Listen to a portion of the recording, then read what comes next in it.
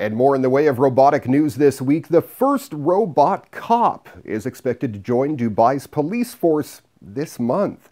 Officials in Dubai unveiled plans to introduce a robotic police officer to the United Arab Emirates during a policing forum recently, and said they intend to have robot cops serving as about 25% of the force by 2030. The robot officer, which will be the first of its kind in the UAE, is an example of officials' plans to turn Dubai into one of the safest cities on Earth with the help of technology and, of course, robots. Authorities also announced plans to introduce a DNA data bank in an effort to track criminals. We planned for a security system for the future of the city to tackle future crimes. The department plans to make everything smart by 2030. We'll have the first smart police station which won't require human employees. Dubai Police showed off their first robot cop model during the Gulf Information Technology exhibit back in 2016. The prototype robot officer, which was made with IBM's supercomputer Watson, roamed freely around the event and was capable of saluting and even greeting visitors with a handshake.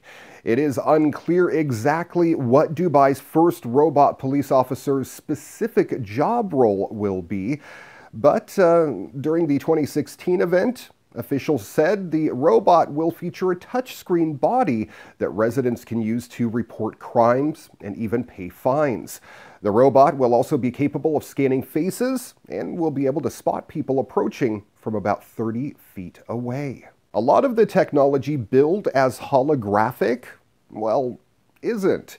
Not even HoloLens. Real holography requires a laser-generated 3D image, and that's no mean feat to stuff that into something that you can comfortably wear on your head. Microsoft just made some important progress, however. Its researchers have developed a true near-eye holograph whose optics can fit inside a regular pair of glasses. The mirrors and the liquid crystal on silicon needed to achieve the effect sit inside the frame. Only its electronics have to stay outside. While this extra compact size would normally result in an unusable picture, corrections in the holographic projector make it easy to read details down to individual pixels. The tech giant has also tackled some problems with generating those holograms.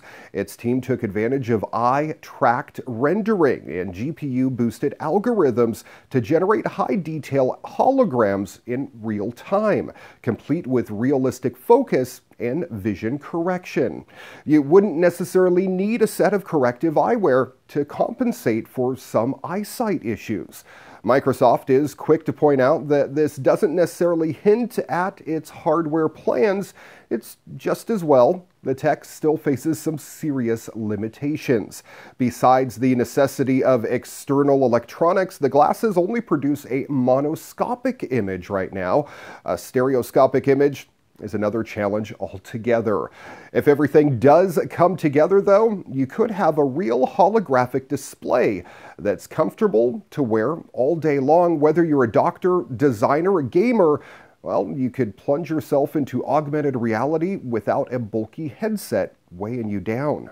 It's not too often I get excited about a product that comes from IKEA, but they're on the journey to make smart home products easy to use and affordable for everybody. And their newest tech, well, is pretty impressive.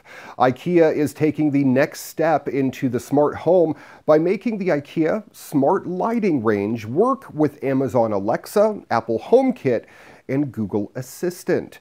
In 2015, IKEA entered the smart home arena with the launch of wireless charging products for mobile phones. And in April of 2017, smart lighting became available on all markets in Europe and North America. IKEA Smart Lighting is a plug-and-play solution, meaning there is no need for hardwiring or hiring an electrician. All it takes is replacing a light bulb with a Tradfri LED bulb.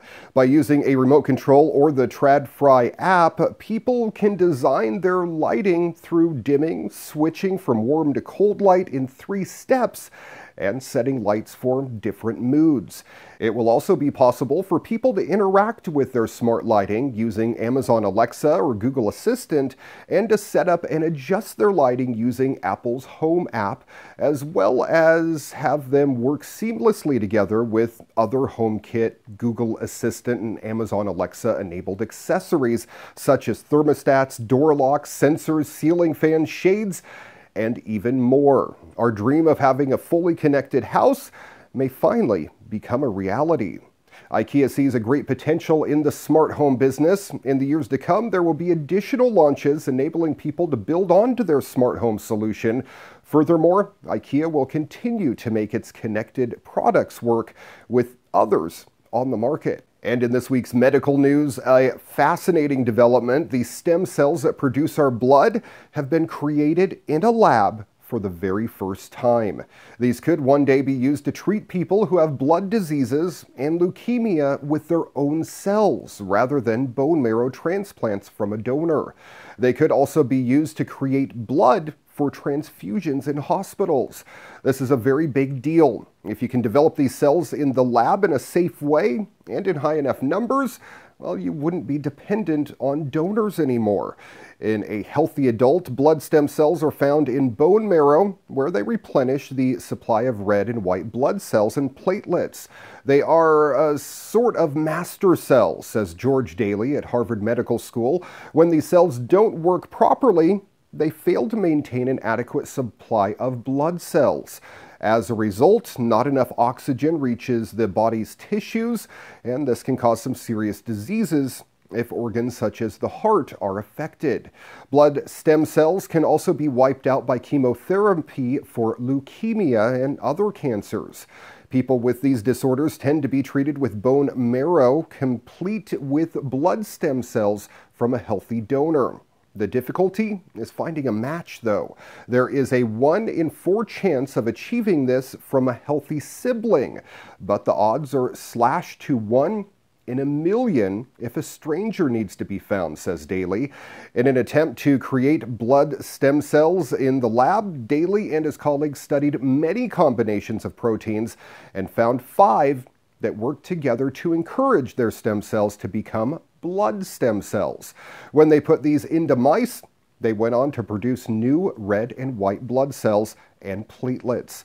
The lab-made stem cells are not quite ready to be used in people just yet, but once Daly and his team have honed their procedure, well, they might be able to make platelets and red blood cells for hospital use. These cell types don't have a nucleus, so are unable to divide and potentially cause cancer.